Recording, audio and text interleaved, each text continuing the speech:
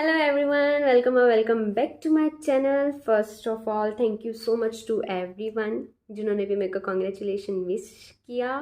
And मेरी आज की ये जो वीडियो है ये मेरी पीएचडी के ऊपर है। मतलब 6 से 7 लड़कियों ने मेरे को इंस्टा पे मैसेज किया हुआ है कि दी प्लीज़ मुझे बताओ पीएचडी होता क्या है, इसमें मिड रिव्यू कब होता है, फाइनल रिव्यू में क्या क्या होता है।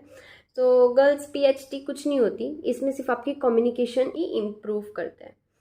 आपको बताया जाता है कि पास्ट टेंस में कैसे क्या यूज़ करना है, जैसे कि पास्ट टेंस में वॉज और वर यूज़ होता है।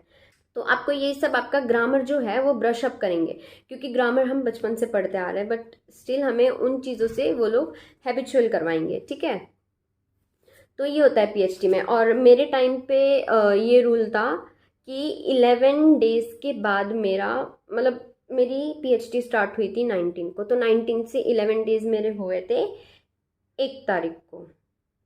तो 1 तारीख को मेरा मिड रिव्यू था। मिड रिव्यू में जो दूसरे एक्सटर्नल ट्रेनर्स होते हैं ना, हमारे बैच के ट्रेनर नहीं, दूसरा कोई ट्रेनर आएगा, आपको टॉपिक देगा। तो मेरा टॉपिक था from home you get motivation.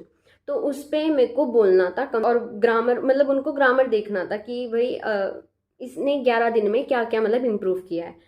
तो मैंने काफ़ी कम गलतियाँ की थी। मेरा जो भी आंसर था मैंने बोला था, जैसे कि I get motivation from people around me and I believe in passion cause there is a power in passion. So ऐसे करके मैंने पूरा बोला था और उनको बताया था कि जो मेरी मेन मोटिवेटर है वो मेरी मम्मी है, क्योंकि डे टू डे लाइफ में she face so much challenges in her life and still she smiles. तो ऐसे करके तो जिनसे मोटिवेशन मिलती है आप उनका लिख सकते हो, क्योंकि मैंने मेरा पर्सनल लिखा था।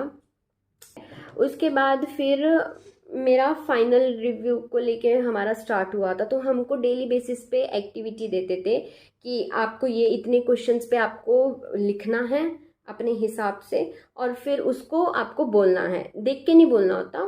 मतलब जो भी हमारे थॉट्स हमारे माइंड में चल रहे होते हैं वो एक बार हमने लिख लिए, फिर उसके बाद वो हमें हमारे ट्रेनर के सामने बोलना होता है। 1-on-1 कॉन्वर्जेशन होती है और बाकी सब सुन रहे होता है।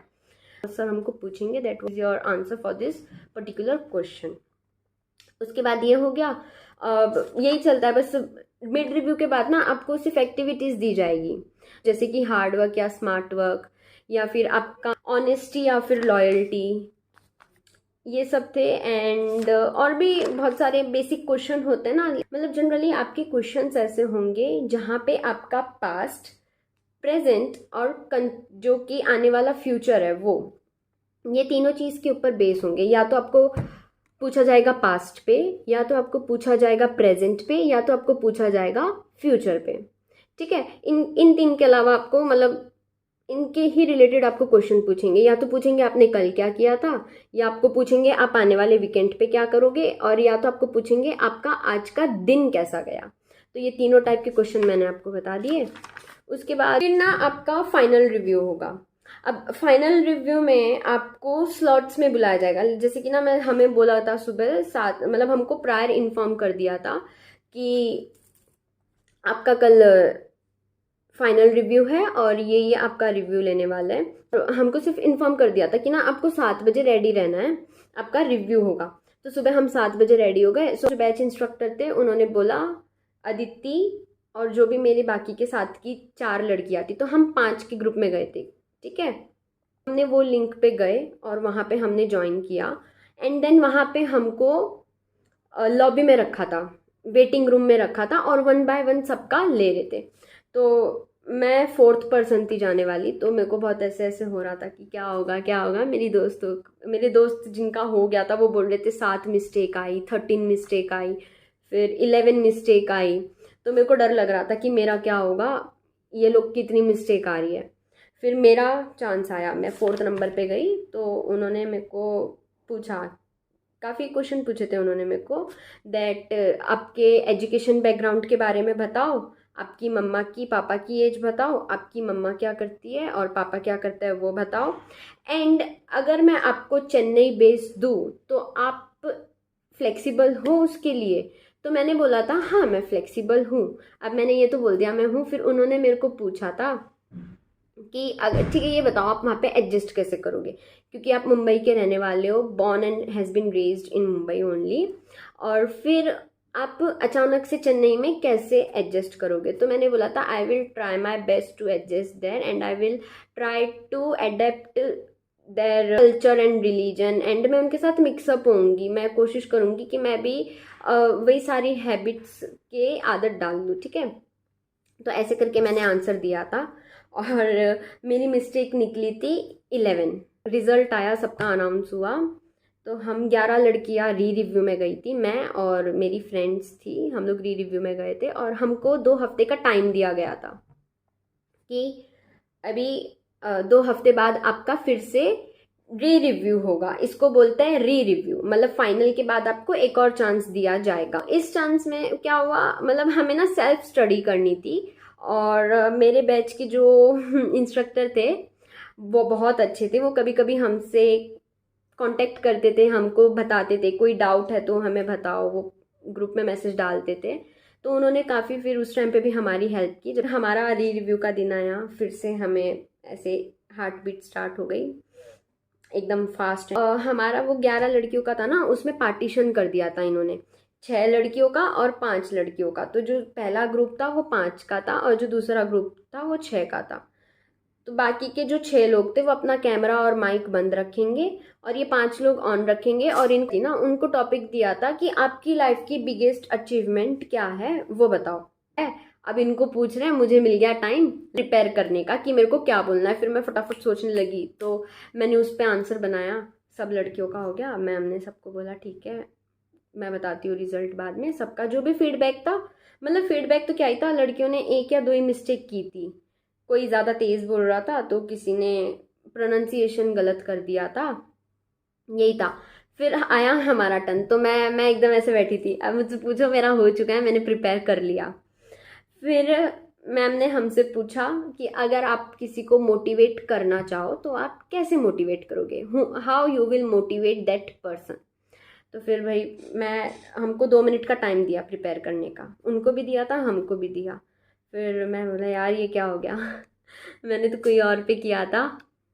फिर 2 मिनट में मैंने सोचा मैं क्या बोल सकती हूँ, तो फिर मैंने मेरा पर्सनल एक्सपीरियंस कि मेरी फ्रेंड है जूही, वो मुझे कैसे मोटिवेट करती है या मैं उसको कैसे क्योंकि मैं सबसे ज़्यादा इंटरेक्शन जूही से ही करती थी। मेरा आंसर था, मैंने बोला मैम को कि ऐसे ऐसे मैं मोटिवेट करूँगी और अगर मैं अपना एग्जांपल दूँ तो मेरे को भी ऐसे ही मोटिवेट किया जाता है। इस पर मैंने बोल दिया और फिर लास्ट में मैम ने बोला आप सब सिलेक्ट हो। अब मेरी तो खुशी का ठिकाना ही नहीं रहा, मैं सब सिलेक्ट हो गए, बहुत खुश थी मैं उस दिन। फिर बस यही होता है। अभी शायद ना रूल शायद चेंज हो गया है अभी, हमारे बैच तक या हमारे बैच के 2-3 बैच तक भी ये रूल था कि आपका मिड रिव्यू होगा, आपका फाइनल रिव्यू होगा, इफ़ अगर आप पास नहीं होते हो तो आपका री रिव्यू होगा। पर अभी ना शायद रूल ऐसा हो गया, मैं श्योर नहीं बोलती पर मैंने ऐसा सुना है कि अभी ऐसा हो गया है, आपका हर हफ्ते रिव्यू लिया जाएगा। हर हफ्ते आपका हर हफ्ते देखेंगे इम्प्रूवमेंट हो रही है हो रही है हो रही है, ठीक है। शायद फिर जिनका ऐसा लगेगा ना कि ये लड़की अभी आगे इसको मतलब प्रोसेस में आगे भेज सकता है या अब इसको मतलब पूरा आ गया, इसका कम्युनिकेशन ठीक हो गया, ब्रशअप हो चुकी है ये, तो उसको फिर उसका फाइनल रिव्यू ले लेता है तुरंत, 2-3 दिन बाद उसको बोल देते हैं कि आपका फाइनल रिव्यू होगा। लेकिन जिन लड़कियों का नहीं होता ना, तो जैसे कि 1 महीने की होती है पीएचडी ट्रेनिंग, तो अभी पीएचडी ट्रेनिंग का जो फाइनल रिव्यू की डेट होती है ना 1 महीने की बाद की, उस दिन जो लड़कियां होगी फिर उनका रिव्यू होगा ना, और जिन्होंने नहीं दिया तो वो रिजेक्ट हो जाएंगे, फिर उनका मतलब कोई चांस नहीं मिलेगा। क्योंकि यहाँ पे क्या हो रहा है, आपको हर हफ्ते आपका रिव्यू हो रहा है और जिनमें भी इम्प्रूवमेंट दिख रही है वो आगे निकलते जा रहा है, ठीक है। मेरे टाइम पे जो था मैंने आपको वो बता दिया और जो अभी आया हुआ है मैंने आपको वो भी बता। तो बेसिकली बस पीएचडी इसी के बारे में होती है, कम्युनिकेशन। एंड इसमें ये भी बताते हैं कि एयरलाइन इंडस्ट्री में जो वर्ड्स होता है वो कौन से यूज़ होता है, बोल रही हूँ। बट मैं खुद इससे निकली हूँ तो मैं जानती हूँ ये उतना इजी नहीं लगता है जब हम पीएचडी में होते हैं। Okay, so this is what in PhDs.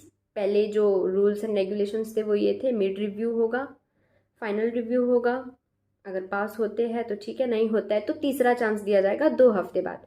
लेकिन अभी रूल चला हुआ है हर हफ्ते रिव्यू होगा, फिर किसी किसी का फाइनल रिव्यू जल्दी हो जाएगा जिनमें काफ़ी अच्छा इम्प्रूवमेंट दिखेगा, और जिनको ऐसा लगेगा कि इनको और ब्रशअप की ज़रूरत है करेंगे। फिर फाइनल रिव्यू की एक डेट आएगी, अगर उस पर वो लोग क्लियर करते हैं तो ठीक है, और नहीं करते तो उनको सीधा रिजेक्ट कर दिया जाएगा।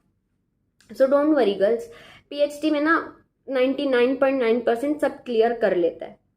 अगर आप अच्छे से ध्यान दो, जो एक्टिविटीज़ वो लोग दे रहे हैं वो करो, तो आपका हो जाता है। ठीक है, जो क्वेश्चंस हमें प्रिपेयर करवाए थे, हमको दिए जाते थे, वो क्वेश्चंस की मैंने पूरी लिस्ट बना के रखी हुई है इस बुक में, तो लास्ट की स्लाइड्स में मैं वो ऐड कर दूंगी। आप चाहो तो फॉर जस्ट अ प्रैक्टिस आप वो क्वेश्चंस प्रिपेयर कर सकते हो, एंड उस पर ही पूरा निर्भर मत रहना, डिपेंड मत रहना। अपनी तरफ से भी जो आपको बैच में एक्टिविटी क्वेश्चंस दिए जाएंगे वो भी प्रिपेयर करना, एंड ट्राई करना कि आप अपने ही आंसर बोलो, जेन्युइन आंसर बोलो, कहीं गूगल से उठा के नहीं, क्योंकि उन्हें पता होता है कि गूगल पे ये आंसर है। वो भी मतलब देखता है जाके बच्चा बोल रहा है एकदम, तो क्योंकि सबका आंसर सेम हो जाता है तो उन्हें वहीं पे ये चीज़ क्लिक हो जाती है कि हाँ भाई बंदे ने गूगल से उठा के बोला है। तो try to give genuine answer. कोई ऐसे गूगल से उठा लिया या फिर किसी की वीडियो में जाके देख लिया, जैसे बनाओ, अपने एक्सपीरियंस को रिलेट करो और फिर वहाँ पे बोलो, एंड जस्ट बी कॉन्फिडेंट। ठीक है, और बस स्माइल रखो फेस पे। बस इतना ही था पीएचडी के बारे में। आई होप आप लोग को जो मुझसे सुनना था या जो मुझसे आंसर चाहिए था वो मैंने आपको शायद दे दिया होगा। इफ़ अगर फर्दर कोई क्वेरीज रहती है तो मुझे आप इंस्टा पे मैसेज कर सकते हो। मेरी इंस्टा की आईडी है aditi__सिंघानिया।